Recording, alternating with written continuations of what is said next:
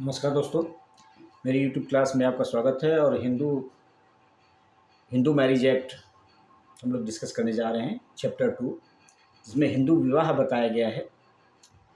Section 5 में हिंदू विवाह की शर्तों के बारे में बताया गया है। सेक्शन 6 में विवाह का के लिए संरक्षक की बात की गई है, जो रिपील है सेक्शन 7 में सेरेमनीज हैं। 8 में रजिस्ट्रेशन की बात की गई है। आगे का chapter 3 restitution of conjugal rights section 9 और सेक्शन 10 जुडिशियल सेपरेशन।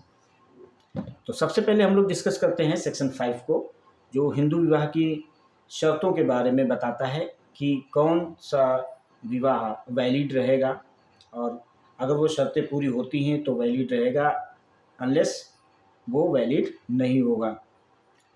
तो पहली जो शर्त है वो ये है कि विवाह के समय किसी भी पक्षकार का पति या पत्नी जीवित नहीं होना चाहिए, यानी द्विविवाह किसी भी दशा में नहीं माना जाएगा, वैलिड नहीं माना जाएगा। विवाह के समय किसी भी पक्षकार का अगर विवाह हो चुका है तो या तो उनके बीच में न्यायालय के द्वारा पारित तलाक की डिक्री होनी चाहिए, या फिर उनका पति या पत्नी जीवित नहीं होना चाहिए। अगर इन पक्षकारों के पति या पत्नी जीवित हैं या उनके बीच में तलाक की डिक्री नहीं हुई है और उसके बावजूद वो विवाह करते हैं, तो वो वैलिड हिंदू मैरिज नहीं मानी जाएगी। दूसरे में पक्षकारों के कंसेंट की बात की गई है कि कोई भी पक्षकार अगर अनसाउंड माइंड होने के कारण अपनी वैलिड कंसेंट देने में असमर्थ है तो वैलिड नहीं है कंसेंट, तो विवाह वैलिड नहीं है। दूसरा, अगर विद्यमान शर्त कंडीशन विद्यमान ने सम्मति कंसेंट देने में समर्थ भी है, लेकिन इस प्रकार मेंटल डिसऑर्डर से पीड़ित है, सफ़र कर रहा है, mental disorder, suffering from any mental disorder is like that, कि वो विवाह के लिए और संतान उत्पत्ति के लिए योग्य नहीं है। तीसरा, उन्मत्तता का दौराना पड़ता हो। क ख ग 3 क्लॉज हैं इसमें। सेकंड में पहला, अनसाउंड माइंड होने के कारण वैलिड कंसेंट देने में असमर्थ हो। दूसरा, वैलिड कंसेंट देने में समर्थ हो लेकिन वो इस तरीके से मेंटल डिसऑर्डर से पीड़ित नहीं होना चाहिए कि वे विवाह और संतान उत्पत्ति के योग्य न हो। ग में उन्मत्तता का दौराना पड़ता हो। तो ये तो हो गई 2 शर्तें। पहली, स्पाउस का कोई जीवित नहीं होना चाहिए किसी भी पक्षकार का, और दूसरी कॉन्सेंट की बात की गई जिसमें क ख ग 3 क्लॉज हैं। वैलिड कॉन्सेंट जो अनसाउंड माइंड होने के कारण अगर कोई देने में समर्थ नहीं है। अगर ख में देने में समर्थ है लेकिन मेंटल डिसऑर्डर से पीड़ित नहीं होना चाहिए, इस प्रकार से पीड़ित नहीं होना चाहिए कि विवाह और संतान उत्पत्ति की योग्य न हो। और ग में उन्मत्तता का दौर आना पड़ता हो। तीसरे क्लॉज में तीसरी कंडीशन जो बताई गई है उसमें एज के बारे में बताया गया है। वर की आयु बताई गई है 21 साल और वधू की आयु 18 साल बताई गई। लेकिन prohibition of child marriage amendment act 2021 के द्वारा वधू की आयु को भी 21 साल कर दिया गया, यानी अब वर और वधू दोनों की आयु 21 साल विवाह के लिए एक आदर्श एज है, वैलिड एज है। वैधता की आयु 18 साल है, कुछ मामलों में 21 साल रखी गई है और संविदा में 18 साल है। 1875 वैधता अधिनियम के तहत वैधता की एज 18 साल है, लेकिन कुछ स्पेशल मामलों में 21 साल रखी गई है। जैसे मैरिज एक्ट में 21 साल रखी गई है किसी माइनर के प्रॉपर्टी के संबंध में अगर वो कोई गार्जियन नियुक्त किया गया है तो वहाँ पर जो उसकी अटेनिंग एज ऑफ मेजॉरिटी है अपनी प्रॉपर्टी के संबंध में डील करने की वो एक किस्सा बताई गई। चौथे में प्रतिषिद्ध नातेदारी की बात की गई है, लेकिन एक कंडीशन ये बताई गई कि अगर वो किसी प्रथा या रूढ़ि से गवर्न हो रहा है जिसमें उसके यहाँ वो शादी हो सकती है, विवाह हो सकता है, ऐसी प्रथा चली आ रही है, ऐसा कस्टम चला आ रहा है, रूढ़ी चली आ रही है, तो सपिंड नातेदारी के भीतर नहीं, प्रतिषिद्ध नातेदारी के भीतर नहीं है। पांचवें में सपिंड नातेदारी की बात की गई है और प्रत्येक को दोनों पक्षकारों को शासित करने वाली कोई प्रथा या रूढ़ी उन दोनों के भीतर अगर है, ऐसा विवाह होता है, परंपरा है, तो वो सपिंड नातेदारी के भीतर नहीं है। वरना सपिंड और प्रतिषिद्ध नातेदारी के भीतर विवाह मान्य नहीं है जब तक कि उनके यहाँ एक्सेप्शनल अपवाद के तौर पर कोई परंपरा, कोई कस्टम, कोई प्रथा या रूढ़ी रही हो। सेक्शन 6 रिपील कर दिया गया है बाल विवाह संशोधन अधिनियम 1978 के द्वारा। 7 में विवाह के लिए संस्कार की बात की गई है। तो विवाह पक्षकारों में से किसी एक के रूढ़िगत आचारों संस्कारों के अनुसार किया जा सकेगा, यानी कोई भी पक्षकार अपने यहाँ चल रही परंपरा, कस्टम, रूढ़ी या जो संस्कार हैं उनके अनुसार विवाह कर सकेगा। दूसरा जो इम्पोर्टेंट विवाह की सबसे इम्पोर्टेंट रिक्वायरमेंट है सप्तपदी, अग्नि के समक्ष 7 फेरे।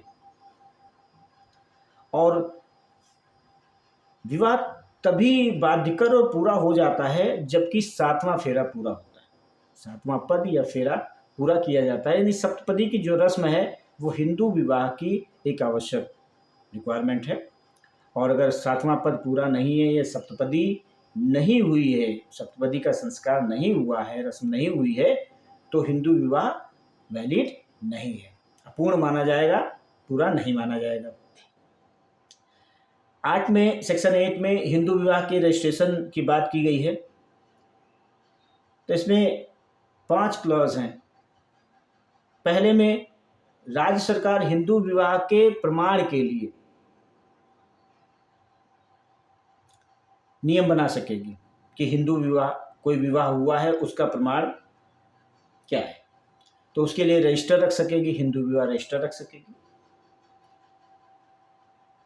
और उसमें एंट्री जिस तरीके के नियम बनाए जाएं उसके अनुसार एंट्री की जा सकेगी किस पक्षकारों के विवाह की।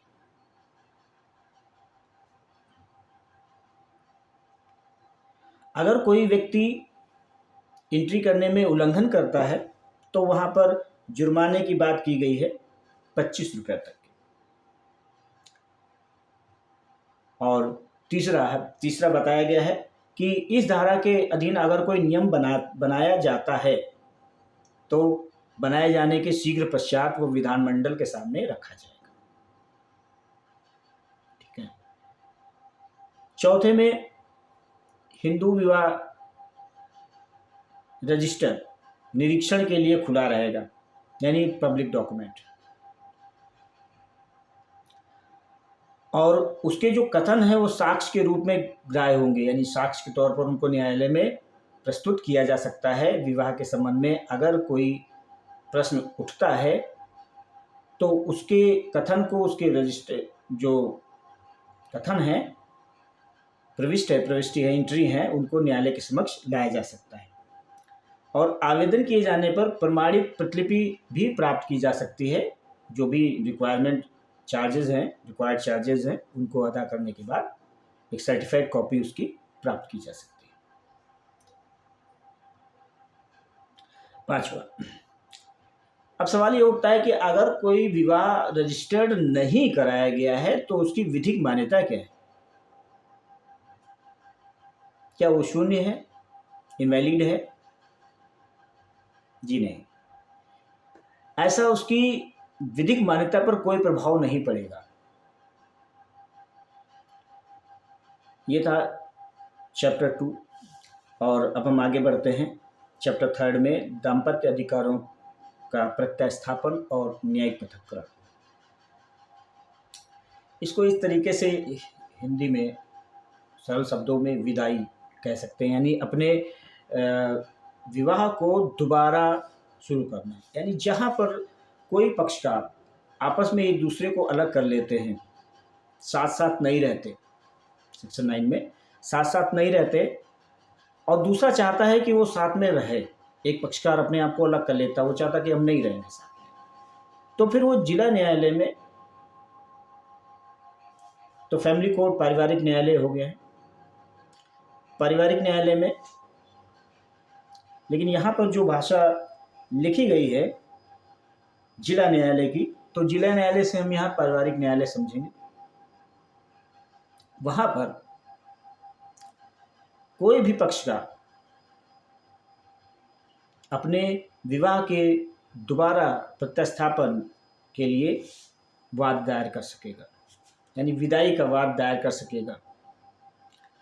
अभी तक ये देखा जाता है जनरली कि जो पुरुष पक्षकार होता है वही विदाई का वाद दायर करता है, जो कोर्ट में, न्यायालयों में होता है। लेकिन सेक्शन 9 में बताया गया है कि कोई भी पक्षकार, यानी पति या पत्नी भी अपनी विदाई का वाद दायर कर सकती है कि उसको विदा करा लीजिए, अगर पति नहीं चाह रहा है तो। अब इसके लिए हमें इसकी परिभाषा को पढ़ना होगा कि कहाँ पर क्या बात लिखी है। जैसे कि लिखा है सेक्शन 9 में, दाम्पत्य अधिकारों का प्रत्यास्थापन, रिस्टिट्यूशन, दोबारा चालू करना, जबकि पति या पत्नी में से किसी ने युक्त बिना उचित कारण के एक दूसरे से अपना संबंध खत्म कर लिया है, तब जो आवेदन करने वाला पक्षकार है दाम्पत्य अधिकारों के रिस्टिट्यूशन के लिए याचिका द्वारा आवेदन जिला न्यायालय में कर सकेगा। यानी यहाँ पर पति या पत्नी की बात की गई है, किसी ने भी अगर अपने आप को अलग कर लिया है, दाम्पत्य अधिकारों से, दाम्पत्य संबंधों से अलग कर लिया है, तो तब परिवेदित पक्षकार, यानी जो आवेदन करने वाला पक्षकार है, यहाँ पर कहीं पर यह नहीं लिखा कि पति ही, दाम्पत्य अधिकारों के प्रतिस्थापन के लिए याचिका आवेदन जिला न्यायालय में कर सकेगा और न्यायालय ऐसी याचिका में किए गए कथनों की सत्यता यानी जांच करेगा और इस बारे में आवेदन मंजूर करने का कोई आधार नहीं है। अपना समाधान हो जाने पर तदनुसार दाम्पत्य अधिकारों के प्रतिस्थापन के लिए आज्ञप्ति दे देगा। अब यहाँ पर स्पष्टीकरण को कहा गया है कि जो रीजनेबल काज है, एक्सक्यूज है, विड्रॉल फ्रॉम द सोसाइटी, जो जिस कारण से उन लोगों ने अपने आप को एक दूसरे से अलग कर लिया है, वो उस व्यक्ति पर रहता है who has withdrawn from the society, उस व्यक्ति पर रहता है जिसने अपने आप को बिना उचित कारण के अलग कर लिया है, यानी जो नहीं आना चाहता है उसके ऊपर रहता है वो साबित करे कि वो क्यों नहीं आना चाहता। यहाँ पर स्पष्टीकरण समझिएगा कि अगर कोई याचिका रिस्टिट्यूशन के लिए डाली गई है तो जो रीजनेबल एक्सक्यूज़ है विड्रॉ करने का, कि हम क्यों विड्रॉ किए हुए हैं, किसी भी संबंध से, किसी भी विवाह से अपने आप को क्यों विड्रॉ किए हुए हैं, तो ये उस व्यक्ति पर होता है जो विड्रॉ किए होता है। यानी जो न्यायालय में वाद दायर करता है उसके ऊपर ये बर्डन ऑफ प्रूफ नहीं होता कि वो साबित करे कि उसने क्यों विड्रॉ किया हुआ है। वो जो डिफेंडेंट है वो साबित करेगा कि उसने क्यों विड्रॉ किया हुआ है अपने आप को सोसाइटी से, यानी पति से पत्नी ने अपने आप को क्यों अलग किया हुआ है या पत्नी ने पति से अपने आप को क्यों अलग किया हुआ है, वो पक्षकार साबित करेगा जिसके ऊपर मुकदमा दायर किया जाता है, जो डिफेंडेंट होता है। जुडिशियल सेपरेशन, इसका दूसरा क्लॉज जो है वो रिपील है। सेक्शन 10 में जुडिशियल सेपरेशन की बात की गई है। तो कोई भी पक्षकार जो धारा 13 में पति की दशा में,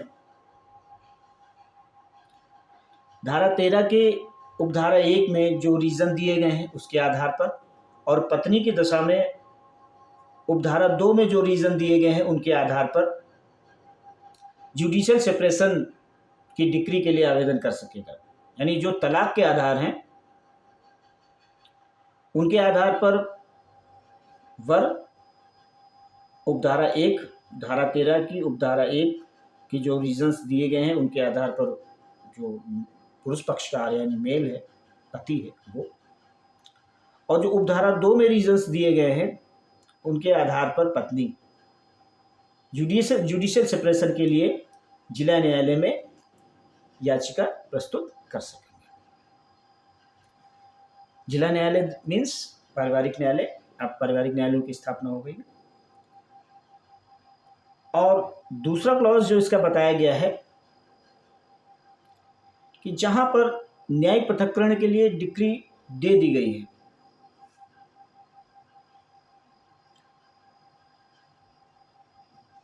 तो न्यायालय कथनों की सत्यता के बारे में समाधान हो जाने पर अगर उसको लगता है कि ऐसा करना न्याययुक्त होगा और कथनों की सत्यता के बारे में जांच करता है और उसको लगता है कि चलने योग्य नहीं है, तो आज्ञप्ति का खंडन कर सकेगा। यदि कोहैबिट हो जाते हैं पक्षकार आपस में, तो जुडिशियल सेपरेशन की डिक्री को वो विखंडन कर सकेगा। तो इस कंडीशन के आधार पर जुडिशियल सेपरेशन होता है कि अगर पति या पत्नी आपस में मिलते हैं, कोहैबिट हो जाते हैं, तो वहाँ पर जुडिशियल सेपरेशन और उनकी कथनों की सत्यता के बारे में न्यायालय में समाधान हो जाए, या उसके न्यायालय को लगे कि ऐसा करना न्याययुक्त है और युक्ति उचित है, तो उसका आज्ञप्ति का विखंडन कर देगा। तो हमारा चैप्टर 2 और चैप्टर 3 हिंदू मैरिज एक्ट का कंप्लीट हुआ। नेक्स्ट क्लास में हम लोग chapter 4 nullity of marriage and divorce के बारे में चर्चा करेंगे। और आज की क्लास के लिए इतना ही। Thank you.